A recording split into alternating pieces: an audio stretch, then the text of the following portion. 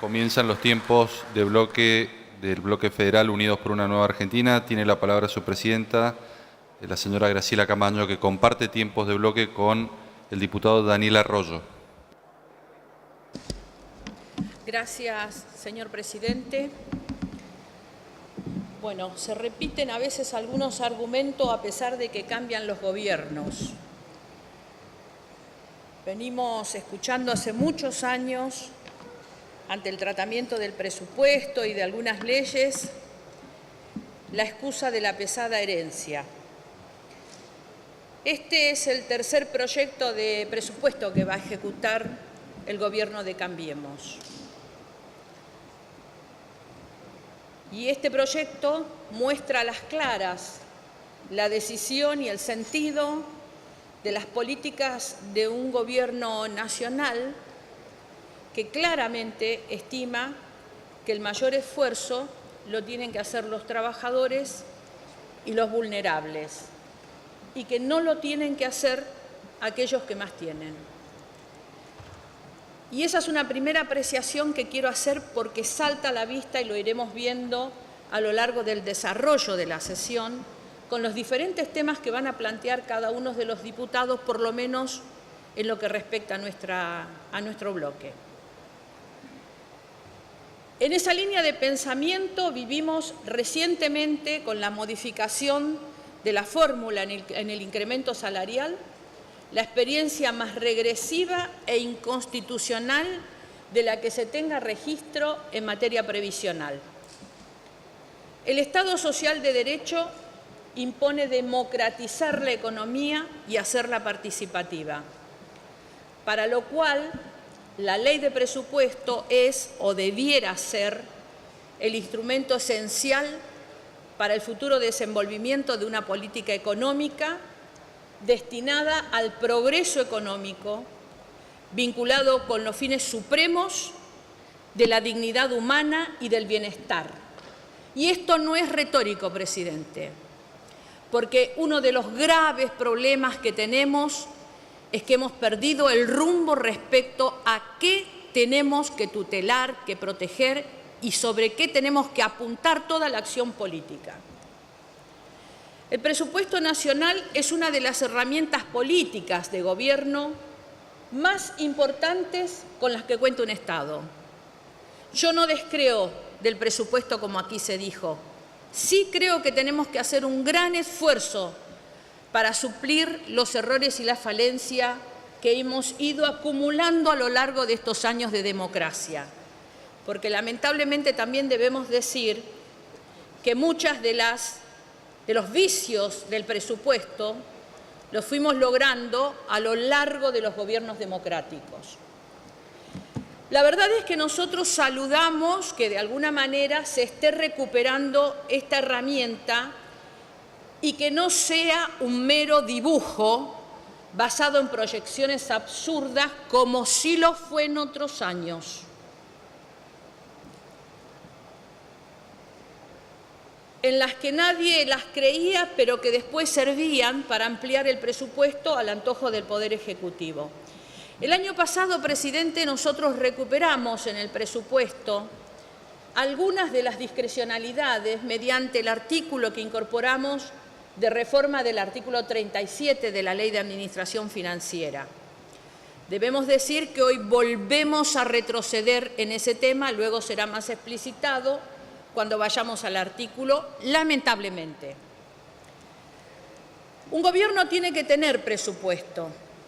Nosotros tenemos la triste experiencia de haber inventado la posibilidad de la elaboración de un presupuesto y dejamos a un gobierno sin presupuesto. Y lo único que logramos fue que el gobierno repitiera el presupuesto anterior. Porque ningún gobierno se va a quedar sin presupuesto. La Constitución tiene tanta sabiduría. Pero esto no significa que estemos de acuerdo ni que vayamos a acompañar todo lo que postula este presupuesto. Y mire, presidente, una de las críticas importantes que le quiero hacer a este presupuesto es la falta de una visión estratégica. Seguimos con presupuestos que están atados a las coyunturas meramente electorales. Se hacen a la medida de las conveniencias políticas de los gobiernos de turno, el anterior y este. O sea, los vicios que deseábamos, que anhelábamos que pudiéramos superarlos, no los estamos superando. Se sigue castigando a las provincias con el látigo y la chequera. Y quedó demostrado en esta semana, señor presidente, que se hace de manera impúdica. Por lo menos los amigos del gobierno anterior eran un poco más discretos. Estamos votando un presupuesto unos días después de modificar los impuestos sobre el cual se estimaron recursos. La reforma tributaria, el revalúo, la reforma laboral que anda dando vuelta, el cambio de la fórmula del ajuste de las jubilaciones, pensiones y la UH han cambiado la base sobre la cual votar el presupuesto.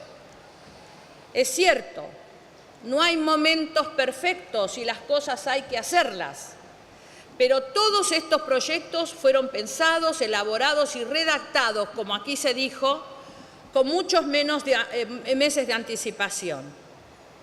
Todo esto se sabía antes de defraudar al electorado con discursos edulcorados durante la campaña para después venir con la guadaña. Es cierto que, como hace mención, el presupuesto 2017 es el primero en muchos años en que la ejecución presupuestaria más se acercó a lo previsto en el presupuesto, y lo mencionaba el miembro informante. Pero esto, lamentablemente, es en comparación con los presupuestos del gobierno anterior. Hay un primer dato en base al cual está estructurado todo el presupuesto, en el que han fallado, y con ello todas las autorizaciones de gasto: la inflación y el crecimiento. El año pasado ustedes dijeron que la inflación iba a rondar el 12 al 17 y probablemente la estemos viendo cerrar entre el 23 y el 25. Le erraron en un 70%, señores. Y el crecimiento lo estimaron en un 3,5 y va a ser mucho menor, tal vez llegue a un 3. Erraron por menos, pero también erraron. Y mire, presidente, cuando un presupuesto subestima la inflación y sobreestima el crecimiento, hay gato encerrado. Es un ajuste encubierto. Muy sencillo, cualquier familia y cualquier trabajador lo puede entender. Si yo proyecto gastar el año que viene un 16% más, pensando que la inflación será de un 15,7, significa que voy a gastar un poquito por encima de la inflación. Pero si después la inflación es del 20, significa que gasté menos que la inflación. Es decir, achiqué el gasto, lo ajusté. Y eso precisamente es lo que va a pasar si la inflación llega a estar por sobre el 16, lo cual, como está dado el escenario, parecería que va a ser un dato de la realidad. Dado que la estrategia es el famoso y ya conocido gradualismo, queda claro que se busca licuar el déficit con la inflación y el paso del tiempo, congelando el gasto público y licuándolo con inflación. Una inflación que también debemos decirlo, todavía está en números bastante parecidos a los del kirchnerismo. No del pico, pero sí de la línea media.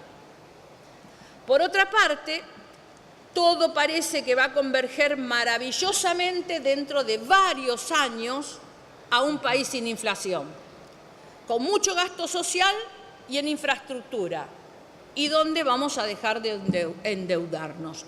Ojalá podamos lograrlo por este camino, pero parece más un cuento de hadas que algo probable. Primero, porque vamos a seguir endeudándonos hasta el 2020, donde supuestamente no va a ser más necesario tomar nueva deuda y va a representar un 38% del Producto Bruto Interno. ¿Ustedes pensaron qué pasa si la economía mundial sufre una caída como la del 2008, que tomó por sorpresa al mundo? ¿Cuánto va a ser nuestra deuda de un PBI más chico. ¿Y a qué tasa? Porque la verdad, tienen razón, no hay maquinita de imprimir billete, pero hay tomas de deuda. Y la toma de deuda, no soy tan apocalíptica como algunos diputados, pero es real que tiene una tendencia que nos puso en un camino peligroso. Estamos en un sendero peligroso con la deuda. Segundo, en este presupuesto no hay mayor gasto de capital. De hecho, va a sufrir una caída en términos reales del 0,1 del Producto Bruto Interno. Y esto tiene nombre, señor presidente. Se llama ajuste del gasto en infraestructura. Están apostando todo a los contratos de participación pública-privada. Parece que sí, porque del presupuesto no va a salir la plata. Ahora, para hacer esto, ¿van a emitir garantías y deuda que quedará por afuera del presupuesto? Es una excelente manipulación contable para manipular y ocultar endeudamiento y maquillar el maravilloso 38% de deuda sobre el Producto Bruto Interno que proyectan para el 2020. Lo que ustedes le llaman convergencia de variable no es más que exceso de optimismo, negación de los riesgos y mucho endeudamiento externo. A su vez, los números están muy cuidados para mostrarle al mercado que estamos portándonos bien con el gasto público, pero falta una revisión integral de la estructura del gasto y de la calidad del gasto. El presupuesto plantea que se gastará un 16% más que en 2017. Como la inflación seguramente será mayor. Decimos que hay ajuste encubierto, pero cuando nos adentramos en cada uno de los ministerios, de las agencias, de los organismos descentralizados, empresas públicas y toda la enorme telaraña de entidades de la Administración Central, vemos que hay muchas partidas donde se está gastando mal. No decimos que se gasta poco en esas partidas, decimos que se gasta mal, que se aumentan partidas de forma incremental, sin quedar justificado en más ni en mejores servicios.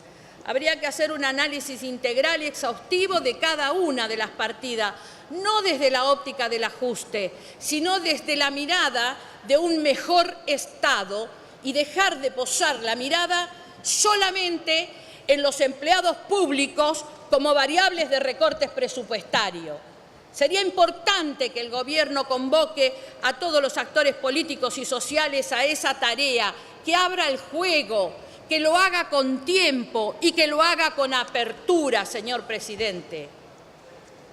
No pueden dos funcionarios iluminados desde el Excel definir una estructura tan compleja de gasto como lo viene teniendo el Estado Nacional. Evitemos que pase lo que vivimos el lunes, una ley a las apuradas, impuestas con mayorías ajustadas, que volvieron a abrir heridas en la sociedad. Hace poco tiempo, el presidente, en una reunión multitudinaria, les pidió a los sectores, estaban la justicia, los empresarios, las provincias, los municipios, ayuda. Y puso como ejemplo lo absurdo de la Biblioteca del Congreso. Usted y yo coincidimos en que allí tendríamos que mirar cómo poder manejar mejor el gasto. Ahora, señor presidente, yo le recomendaría al señor presidente, con mucho respeto, que empiece a mirar lo que tiene en casa. ¿Por qué se aumentan los gastos de presidencia de la Nación cuando se le pide a todos los demás que sean responsables? En este presupuesto, señor presidente, los gastos de funcionamiento caen un 5%. Por favor, avísenle al presidente Macri que el ajuste tiene que empezar por casa. Presidencia de la Nación es, junto con el Ministerio Público y con los servicios de la deuda, las 3 jurisdicciones que más suben en el presupuesto 2018. Va a pasar de 6.7 mil millones en 2017 a 10.19 mil millones, o sea, un aumento del 51%. ¿Esto es justo? Cuando le acabamos de decir a los jubilados que sus haberes van a subir por inflación. ¿Acaso considera el presidente que el gasto de la presidencia que heredó era bajo? Y si hilamos un poquito más fino, ¿por qué los gastos en servicios no personales de Presidencia de la Nación van a subir un 140%? ¿Qué mensaje le estamos enviando a los jubilados a los que esquilmamos la semana pasada? ¿Por qué necesita gastar un 99% más en mantenimiento? ¿Qué tiene problemas de pintura, la Casa Rosada? ¿Por qué va a gastar un 43% más en pasajes y viáticos el presidente de la Nación? Lo que va a gastar de más en este tipo de gastos, señor presidente, es la mitad de lo que acaba de decretar como supuesta compensación a los jubilados. Y si le decimos a los jubilados que sus haberes van a subir como la inflación, entonces no deberían haber partidas no esenciales del presupuesto que aumenten más que la inflación. No las del presidente. Falta una revisión integral y a fondo del presupuesto, de la calidad del presupuesto. Mire, yo le preguntaría al presidente si sabe que Presidencia de la Nación quiere gastar en servicios no personales un 74% más que todo el gasto de equipamiento militar de las Fuerzas Armadas, que está proyectado en 1.980 millones de pesos. La verdad es que ante la tragedia que vivimos, señor presidente, deberíamos ser un poco más pudorosos. Y por esto también decimos que se requiere una revisión integral del gasto, no con la mirada puesta en bajar el déficit solamente, sino con analizar en qué estamos gastando. Creo que se terminó mi tiempo y se terminó mi discurso. Señor presidente, yo no descreo del presupuesto. Es cierto que hemos perdido facultades, pero también es cierto que las tenemos, porque no son facultades divinas ni son facultades aleatorias. Son facultades contenidas en la Constitución Nacional.